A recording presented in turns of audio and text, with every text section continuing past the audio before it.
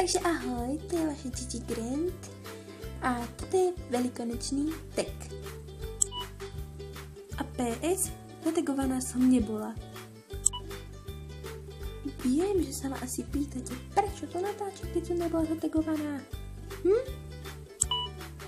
Ale keďže sú dneska šibačky, tak som sa rozhodla, že to natočím, lebo ma nenapadá, aký príbeh by som mohla natočiť. Takže ideme na to. Tešíš sa na veľkonočný pondelok, alebo sa ho bojíš? Neviem, ako mám odpovedať, takže vám pustím krátku ukážku, ako to u nás na šibačky väčšinou vyzerá.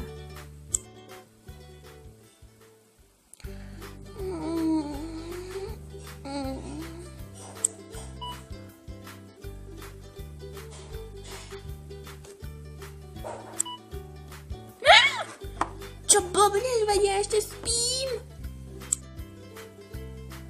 Asi skôr sa bojím.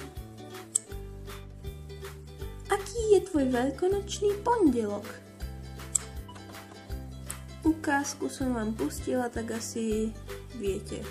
Ale plus nás potom ešte nejak o 9:00 príde vyšívať detko. Jej! Nechávaš sa šíbať dobrovoľne? No tak normálne nie, ale chcem to mať rýchlo za sebou. Čo dávaš šibačom? Namaľované vajcia alebo čokoládové vajcia? Z každého trochu. Piekla si veľkonočného baránka?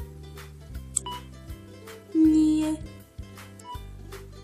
Vieš upiecť korbáč alebo prečechov po mlásku? No tak o sebe si myslím, že by som ho vedela upiecť, ale nikdy som to neskúšala. Ale príde mi to docela jednoduché.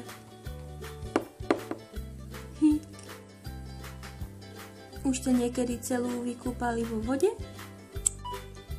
Našťastie nie. Jej! Aký máš názor na Veľkú noc? Boj o prežitie.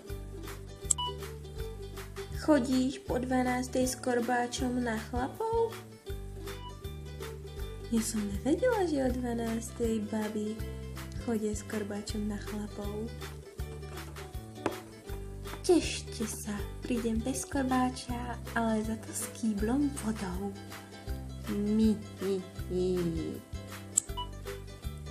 Myslíš, že v dnešnej dobe majú šibačky pre niekoho význam?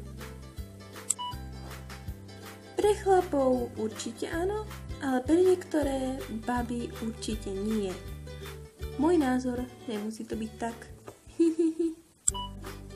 Tak, toto bol celý veľkonočný tag a nemám úprimne koho zatagovať, lebo niekto moje videjko nepozrel.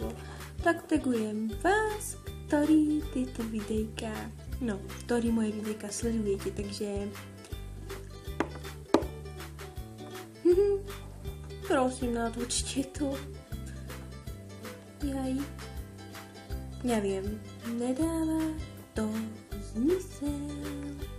Dobre, jednoducho povedané, tagujem tých, čo toto videjko pozeráte. Tak, ahoj. Kačka, prosím ťa, donies mi moje vajíčka. Počkej, jak to, že ty si mi zježala vajíčka? Kačka!